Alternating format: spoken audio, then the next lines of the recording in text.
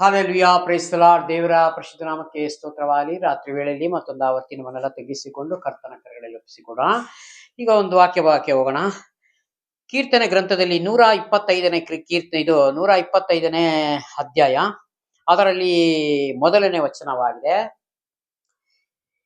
ಯೆಹೋವನಲ್ಲಿ ಭರವಸೆ ಇಡುವವರು. ಹಾಲೆಲುಯಾ. ದೇವರಲ್ಲಿ ಭರವಸೆ ಇಡುವರು ಈ ಭೂಲೋಕದಲ್ಲಿ ಬೇರೆ ಯಾವುದ್ರ ಮೇಲೂ ಮನಸ್ಸಿಡದೆ ಪರಲೋಕದ ದೇವರ ಹೆಸರಿನಲ್ಲಿ ಬದುಕುವಂತವರಿಗೆ ವಾಕ್ಯ. ಯೆಹೋವನಲ್ಲಿ ಭರವಸೆ ಇಡುವವರು ಚಿಯೋನ್ ಪರ್ವತಗಳ ಹಾಗೆಯೇ ಇದ್ದಾರೆ. ಹಾಲೆಲೂಯಾ. ಚಿಯೋನ್ ಪರ್ವತ ಅದು ಪರಲೋಕದ ಸೂಚಿಸ್ತದೆ.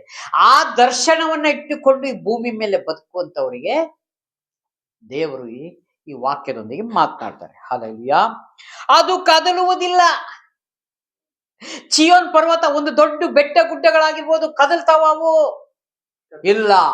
ಅದು ಹೇಗೆ ಸ್ಥಿರವಾಗಿ ನಿಲ್ಲುತ್ತದೋ ನೀವು ಹಾಗೆ ದೇವರಲ್ಲಿ, ವಾಕ್ಯದಲ್ಲಿ, ಪ್ರಾರ್ಥನೆಯಲ್ಲಿ ಅಂದ್ರೆ ದೃಢವಾಗಿ ನಿಲ್ಲುವಂತ ಒಂದು ಕುಟುಂಬ ಆಗಿದೆ.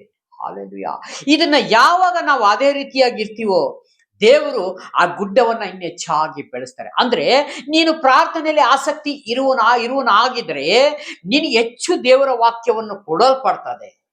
ಅದರಲ್ಲಿ ಬೆಳೆಯಕ್ಕೆ ದೇವರು ನಿಮಗೆ ಅವಕಾಶಗಳನ್ನ ಕೊಡ್ತಾರೆ. ಒಂದು ಗಿಡಗಳಿಗೆ ನೀರು ಹಾಕಿ ಗೊಬ್ಬರ ಹಾಕಿ ಹೇಗೆ ಬೆಳೆಸ್ತಾನೋ ಆ ಮಾಲೀಕ, ಅದು ತಕ್ಕ ಕಾಲಕ್ಕೆ ಬೆಳೆದು ಫಲ ಕೊಡ್ತದಲ್ಲ, ಅದೇ ರೀತಿಯಾಗಿ ಕ್ರಿಸ್ತನಲ್ಲಿ ಇದ್ದುಕೊಂಡು ನೀವುನು ವಾಕ್ಯದಲ್ಲಿ, ಪ್ರಾರ್ಥನೆಯಲ್ಲಿ ಬೆಳೆದುಕೊಂಡು ಒಂದು ದಿವಸ ಈ ಲೋಕ ಬಿಟ್ಟರೆ ಪರಲೋಕ ರಾಜ್ಯ ನಿಮ್ಮದೇ. ಹಾಲೆಲೂಯಾ. ಅದಕ್ಕೆ ದೇವರು ಇಲ್ಲಿ ಕರೆದಿದ್ದಾರೆ.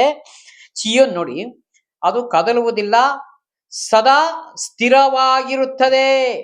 ಸದಾ ಕಾಲ ಸ್ಥಿರವಾಗಿರ್ತದೆ, ಒಂದು ಚೂರು ಅಲ್ಲಾಡುವುದಿಲ್ಲ. ಒಂದು ಅಸ್ಥಿವಾರ ಹಾಕಿದಂಗೆ ಈ ಮನೆಗೆ ಒಂದು ಫೌಂಡೇಶನ್ ಹಾಕಿ ಫೌಂಡೇಶನ್ ಅಲ್ಲಾಡ್ತದ ಯಾವತ್ತಾದ್ರ? ಇಲ್ಲ. ಅದು ಹೇಗೆ ಬಂದೋಬಸ್ತಾಗ ಹಾಕಿರ್ತಾರೋ ಅದೇ ರೀತಿಯಾಗಿ ನೀವು ಸದಾ ಸ್ಥಿರವಾಗಿರುತ್ತದೆ. ಪರ್ವತಗಳು ಯೆರೂಸಲೇಮಿನ ಸುತ್ತಲೂ ಹೇಗೋ ಹಾಗೆ ಯೆಹೋವನು ಇಂದಿನಿಂದ ಸದಾ ಕಾಲವು ತನ್ನ ಜನರ ಸುತ್ತಲೂ ಇರುವನು. ನೀವು ದೇವರಿಗಾಗಿ ಬದುಕುವುದಾದ್ರೆ ಸದಾ ಕಾಲ ದೇವರು ನಿಮ್ಮ ಸುತ್ತಲೂ ತನ್ನ ದೂತರನ್ನ ಕಾವಲಾಗಿ ನೇಮಿಸಿ ನಿಮಗೆ ಯಾವ ಕೇಡು ಬರದಂತೆ ದೇವರು ಕಾಪಾಡ್ತಾರೆ. ಪ್ರಿಯನೇ, ಇದು ಯಾಕೆಂದ್ರೆ ದೇವರು ಈ ವಾಕ್ಯದ ಮುಖಾಂತರ ಧೈರ್ಯವಾಗಿ ನಮಗೆ ಸಹಾಯ ಮಾಡ್ತಾ ಇದ್ದಾರೆ. ನಾನೇ ನಿನಗೆ ನಿಜವಾದ ದೇವರು, ನಾನೇ ನಿನಗೆ ದೇವರಾಗಿದ್ದೇನೆ, ನೀನು ನನ್ನ ಪ್ರಜೆ ಆಗಿದ್ದೀಯ, ನೀನು ನನ್ನಲ್ಲೇ ಮಮತೆ ಇಡಬೇಕು, ನೀನು ನನ್ನಲ್ಲೇ ಸಂತೋಷಿಸಬೇಕು. ದೇವರು ಹಾಗೆ ನಮ್ಮನ್ನ ಕರೆದಿರೋದು. ಈ ಲೋಕದಲ್ಲಿ ಏನು ನೀನು ತೆಗೆದುಕೊಂಡ್ರು, ಏನ್ ಪರ್ಚೇಸ್ ಮಾಡಿದ್ರು 4 ದಿವಸ ಸಂತೋಷ, 5-15 ದಿವಸ ಏನಾಗ್ತದೆ ನಿನಗೆ? ಅಯ್ಯೋ ಬೇಜಾರಾಯ್ತು, ಇಂಥ ವಸ್ತು ತೆಗೆದುಕೊಂಡೆ. ಫಸ್ಟ್ ಏನು ಅಷ್ಟು ನೀಟಾಗಿ ಒರೆಸೋದು, ಕ್ಲೀನ್ ಮಾಡೋದು ಎಲ್ಲ ಮಾಡ್ತೀವಿ ಒಂದು ವಾರ, ಆಮೇಲೆ ಏನಾಗುತ್ತೆ? ಬೇಜಾರಾಗುತ್ತೆ ಅಲ್ವಾ? ಮತ್ತೊಂದು ವಸ್ತು ಮೇಲೆ, ಹೊಸ ವಸ್ತು ಏನಾದ್ರು ಬಿಟ್ರೆ ಅದರ ಮೇಲೆ ಗಮನ ಹೋಗ್ತದೆ. ಆದರೆ ದೇವರಲ್ಲಿ ಹಾಗಲ್ಲ. ದೇವರ ವಾಕ್ಯವನ್ನು ಧ್ಯಾನ ಮಾಡ್ತಾ ಮಾಡ್ತಾ ಮಾಡ್ತಾ ಮಾಡ್ತಾ ಇನ್ನು ನೀನು ದೇವರಲ್ಲೇ ಬೆಳಿಬೇಕು ಹೊರತು ಯಾವತ್ತೂ ಬೇಸರಗೊಳ್ಳುವುದಿಲ್ಲ. ಹಲ್ಲೆಲೂಯಾ. ಅಂತ ಸಜೀವವಾದ, ಅಂದ್ರೆ ಜೀವವುಳ್ಳ ವಾಕ್ಯ ಅದು. ದೇವರ ಜೀವವುಳ್ಳ ಸ್ವರೂಪ, ಜೀವವುಳ್ಳ ದೇವರಾಗಿರೋದಕ್ಕೋಸ್ಕರನೇ ಆತನ ಮಾರ್ಗದಲ್ಲಿ ನಡೆಯೋರು ಭಾಗ್ಯವಂತರು, ಅವರಿಗೆ ಶುಭ ಇರ್ತದೆ. ಅವು ಯಾವತ್ತೂ ಕದಲುವುದೇ ಇಲ್ಲ. ಸ್ಥಿರಚಿತ್ತರಾಗಿ ಧೈರ್ಯವಾಗಿ, ದೇವರೇ ನನ್ನ ಕೈಲಿ ಬಲ ಸಾಲದಪ್ಪ, ನೇನು ನಡೆಸು ಸ್ವಾಮಿ, ನನ್ನ ಕುಟುಂಬನ ನೀನ್ ನಡೆಸೋದು ಸಾಕು. ನೀನ್ ದೋಣಿಯಲ್ಲಿ ಕೂತ್ಕೊಳ್ಳೋದು ಒಂದೇ ಬಾಕಿ. ಆ ನಾವಿಕನು ದೇವರಾಗಿರ್ತಾರೆ, ನಿನ್ನ ದಡ ಸೇರಿಸ್ತಾರೆ ಒಂದು ಕಡೆ. ಹಾಲೆಲೂಯಾ.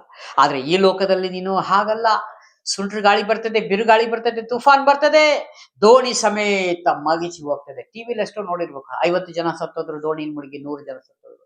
ದೇವರು ಕೊಡುವಂತ ದೋಣಿ ಅದಲ್ಲ, ಪರಲೋಕದ ಒಂದು ದೋಣಿ ಆಗಿದೆ. ಹಾಲೆಲೂಯಾ.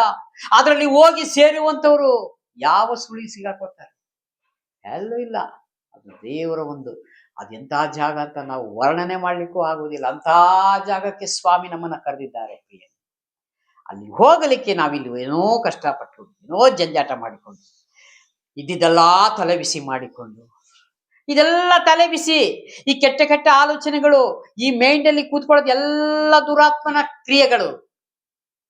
ಈ ಮೈಂಡಲ್ಲೆಲ್ಲ ಕೂತ್ಕೊಳ್ತಾವಲ್ಲ, ಅಯ್ಯೋ ನಾನು ಹಂಗ್ ಮಾಡ್ಬೇಕು, ಅಯ್ಯೋ ನನಗೆ ಹಿಂಗಾಗಿದೆ, ಎಲ್ಲ ದೆವ್ವದ ಕಾಟ. ಆತ್ಮದಲ್ಲಿ ಬರುವಂಥದ್ದು, ಆತ್ಮದಿಂದ ಬರುವಂಥದ್ದು ಹೊರಗಡೆ ನಾವು ಮೇಲೆ ತೆಗೆದುಕೊಳ್ಳುವುದೇ ಇಲ್ಲ. ಯಾಕಂದ್ರೆ ಇದು ಸುಳ್ಳು ಹೇಳ್ತದ, ಇದು ಸುಳ್ಳು ಹೇಳ್ತದೆ, ಬಾಯಿ ಸುಳ್ಳು ಹೇಳ್ತದೆ. ಈ ಬ್ರೈನ್ ಇದೆಯಲ್ಲ ಭಾರಿ ಡೇಂಜರ್, ಏನನ್ನೋ ನುಡಿಸ್ಬಿಡುತ್ತೆ. ಆದರೆ ಇದು, ಅದಕ್ಕೆ ನಾನು ನಿನ್ನ ಒಳಗೆ ವಾಸ ಮಾಡ್ತೀನಿ, ನಿನ್ನ ಆತ್ಮದೊಳಗೆ ನಾನು ವಾಸ ಮಾಡ್ತೀನಿ ಅಂತ ಹೇಳ್ತಾರೆ ದೇವರು. ಹಾಲೆಲೂಯಾ.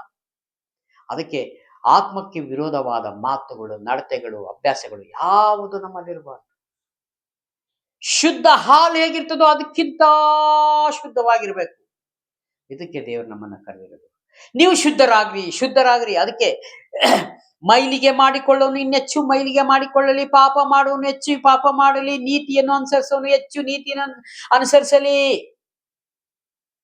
ಕೆಟ್ಟದಾಗಿ ತಪ್ಪಾಗಿ ಮಾತನಾಡೋನು ಹೆಚ್ಚು ತಪ್ಪು ಮಾಡಲಿ. ಅವನಿಗೆ ಕೊಡುವಂತ ಪ್ರತಿಫಲ ನನ್ನ ಕೈಯಲ್ಲಿ ಅದೇ. ಹಾಲೆಲೂಯಾ. ಹಾಗಾಗಿ ಈ ಕೊಟ್ಟಂತ ಸಂದೇಶಕ್ಕಾಗಿ ಸ್ತೋತ್ರ ಮಾಡಿಕೊಳ್ಳೋಣ. ಮುಂದೆ ಇನ್ನು ಕೆಳಗೆ ವಾಕ್ಯ ಇದೆ, ಸಮಯ ಕಡಿಮೆ ಇರೋದ್ರಿಂದ ಚಿಕ್ಕ ಪ್ರಾರ್ಥನೆ ಮಾಡಿ. ಪ್ರೀತಿ ಸ್ವರೂಪನಾದ ದೇವರೇ, ರಾಜಾದಿರಾಜನೇ ಸ್ವಾಮಿ, ನಿಮ್ಗೆ ಮಹಿಮೆ ಆಗಲಿ. ಈ ರಾತ್ರಿ ವೇಳೆ ಕೊಟ್ಟಂತ ಸಂದೇಶಕ್ಕಾಗಿ, ಕೃಪೆಗಾಗಿ ಸ್ತೋತ್ರ ಮಾಡಿಕೊಳ್ತೀನಿ. ವಿಡಿಯೋ ಮುಖಾಂತರ ನೋಡುತ್ತಾ ಪ್ರತಿಯೊಬ್ಬರು ಸಹೋದರ ಸಹೋದರಿ ನೆನೆಸಿ ನಿಮ್ಮ ಕರೆದುಕೊಳ್ತೀನಿ ಸ್ವಾಮಿ. ಯೇಸು ನಾಮದಲ್ಲಿ ಬೇಡಿ ಬಿಡುತ್ತೇನೆ, ಜೀವಳ ಪರಲೋಕದ ಒಳ್ಳೆಯ ದೇವರೇ. Price lord. ದೇವರೆಲ್ಲರನ್ನು ಆಶೀರ್ವದಿಸಲಿ. ಆಮೆನ್.